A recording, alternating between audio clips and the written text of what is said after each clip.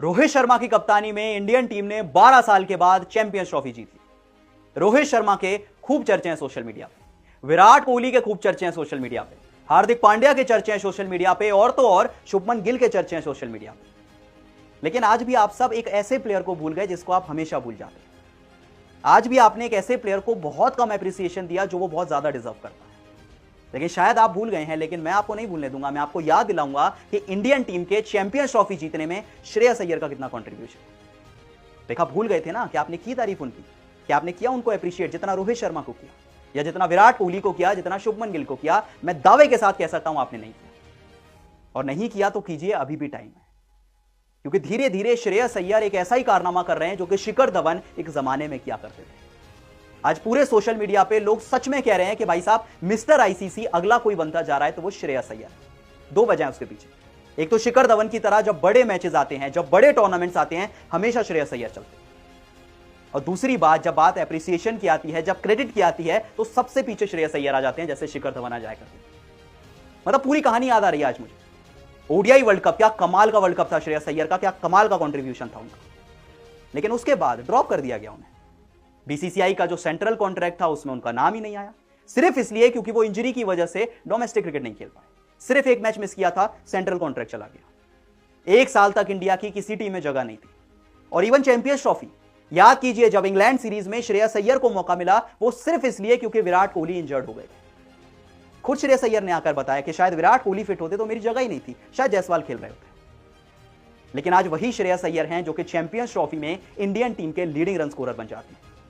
वही श्रेयस अय्यर हैं जो कि चैंपियंस ट्रॉफी के लगभग हर मैच में कंट्रीब्यूट करते हैं, इंपॉर्टेंट पारी खेलते हैं, रन्स बनाते हैं, पर सब उन्हें भूल जाते हैं। आज भी सब उन्हें भूलते हैं। कितनी इंटरेस्टिंग सी कहानी है कि जब बीसीसीआई ने श्रेयस अय्यर का कॉन्ट्रैक्ट छीना था, उन्हें कॉन्ट्रैक्ट से बाहर कर दिया था, वो आईपीएल जीतते हैं, वो ईरानी कप जीतते हैं, वो रणजी ट्रॉफी जीतते हैं, वो सैयद मुश्ताक अली जीतते हैं, वो चैंपियंस ट्रॉफी जीत चुके हैं। और कैसे आपको गलत प्रूफ करें।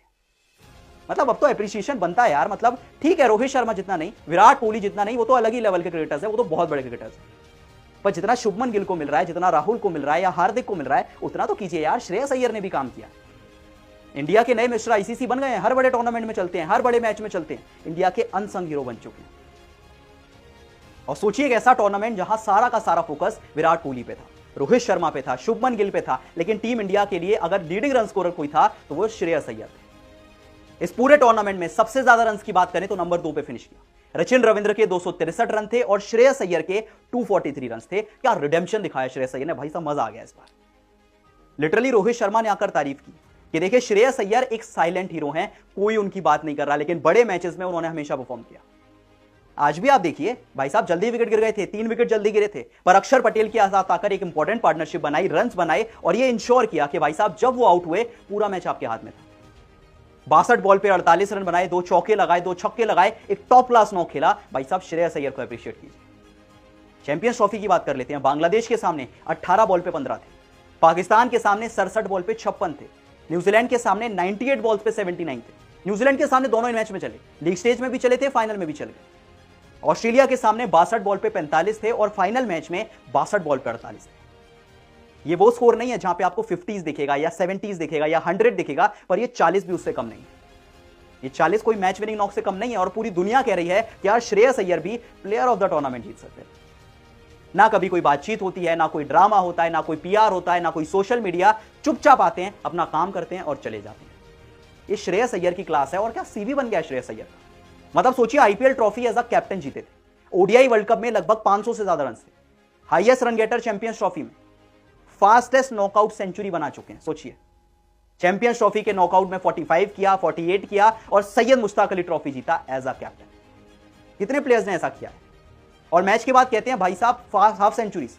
मैच के बाद कहते हैं मुझे कोई फर्क नहीं पड़ा पर्सनल माइलस्टोन से, अपनी हाफ सेंचुरीज से, सेंचुरीज से, मेरे लिए भाई साहब जीतना इंपॉर्टेंट है। अगर मेरी टीम जीत रही है तो मेरे लिए काफी है, मुझे और कोई चीज से फर्क नहीं पड़ता। अंबाती रायडू ने कहा कि भाई साहब श्रेयस अय्यर तो एक जैकपॉट है, जरा संभाल के रखिए उनको। फिर मैं आपको याद दिला रहा हूं कि इंडियन टीम चैंपियंस ट्रॉफी जीती है, 12 साल के बाद जीती है, और एक बड़ा कंट्रीब्यूशन श्रेयस अय्यर का है। रोहित शर्मा की तारीफ कीजिए, विराट कोहली की कीजिए, शुभमन गिल की कीजिए, हार्दिक की कीजिए, पर श्रेयस अय्यर की भी कीजिए, और उतनी कीजिए जितनी बाकी प्लेयर्स की कर रहे हैं। क्या आपको भी लगता है श्रेयस अय्यर एक अंडररेटेड प्लेयर है जिनकी उतनी तारीफ नहीं होती जितना वो डिजर्व कर?